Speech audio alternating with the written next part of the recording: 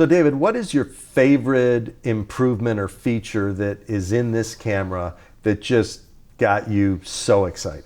That's a hard question because there's actually quite a bit. But the interesting thing was when Matt first told me about the new feature before the final form factor was there, I thought it was going to be a little strange, and it turned out to be one of my favorite things. And that's actually the dual hinge articulating screen.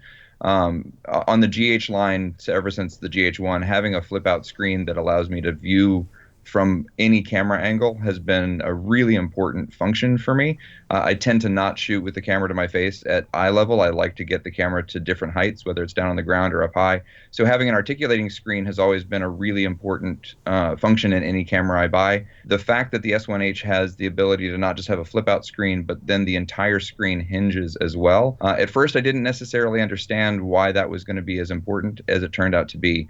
Once we had it mounted in a cage and had it built out with an external battery and all of the things that you have, being able to just flip that screen up and use it as a status screen that was still visible around the battery, especially when we're shooting on the car rigs, in the gimbals, being able to have the screen in a new orientation that isn't just flat against the back of the camera, but not flipped out to the side where it potentially could get hung up, turned out to be incredibly important. I would say that it sped our day up by hours by not having to find that one angle where you could actually see a setting or see whether or not the camera was doing what you wanted it to do. Even though we were still hooked into external monitoring, having the confidence of having the onboard monitor always visible no matter what situation we put it into turned out to be incredibly valuable. So it's funny that the thing that I thought was a bit strange when Matt first told me about it turned out to be one of the things that really improved the way that we use the camera throughout the day.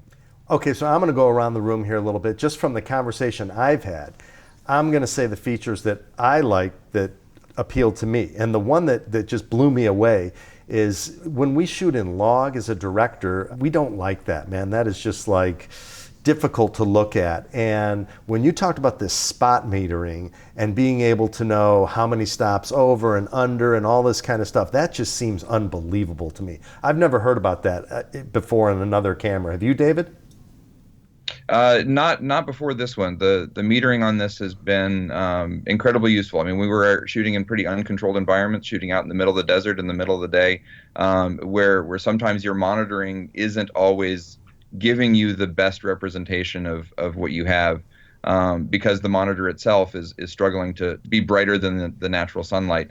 So having good, solid monitoring, whether it's the histogram, as you mentioned, having the spot metering, all of that just gave me the confidence to know that we were nailing the exposure in pretty adverse conditions. Jens, what do you think? Well, to me, the obvious thing is full frame in a Lumix now. You know what I mean? That's opened up, like he mentioned, all these other possibilities and things like that. So to me, yeah, and the Academy size. That's something that the cropping. Yeah, we've talked to ASC members all the time, and that's the one thing they've always said is that we want, anamorphic. Obviously, everybody goes crazy for anamorphic.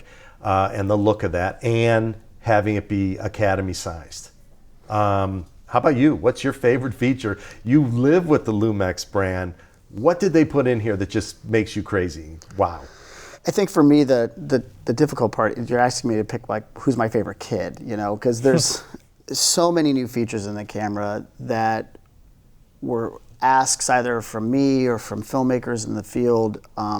So I'm gonna talk about one that we didn't touch base on that I actually use when I get a chance to shoot, which is not as often as I'd like to be doing. I think the way we handle LUTs in the camera is so much better than any of these little like mirrorless style cameras does it. Everybody will a lot of companies will give you like the inbuilt LUT, right? That's a 709 LUT, but we give you the ability to load like 4 additional LUTs into the camera if you'd like. I mean, I see filmmakers use them for things I'd never thought of before. Like I've seen filmmakers who design a false color LUT so that they can have false color in the camera for exposure. And that's something we don't include in the camera's false color, but it's cool I can add that as a LUT. I know another filmmaker who puts these really aggressive black and white LUTs that are real crunchy, so he can get the peaking to really pop, but he's doing focus pulls. And so the ability to be able to mix LUTs, and not just because I want the look that the colorist is gonna give me, but actual useful tools that can be built into a LUT, I think are fascinating to watch our filmmakers use out there, and really impressed me probably the most about the camera. In a way that most people don't think about as being a kind of cool, useful feature. So let's talk about RAW. Yeah, so with the S1H, we plan to offer a 6K RAW function that will pass the raw information over HDMI, designed to be used with external recorder. We've partnered with Atomos, so it'll work with the Atomos series of recorders over HDMI. Atomos currently records that content as ProRes Raw, so you'll have access to ProRes Raw with the camera. Oh, people are going to love that. So David, how important is RAW to you? Yeah, RAW is one of those features that we've been looking for a long time. I have it in my EVA1, and we've used it quite extensively for that for some of the projects we've done for larger studios.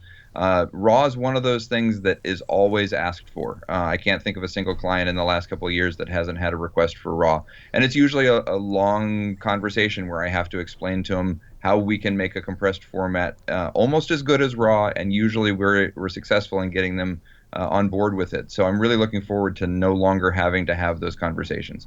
Having RAW on board opens up so many new possibilities for just raw image quality, for more ability to color correct, the ability to make creative choices after the fact, to know that you have that flexibility.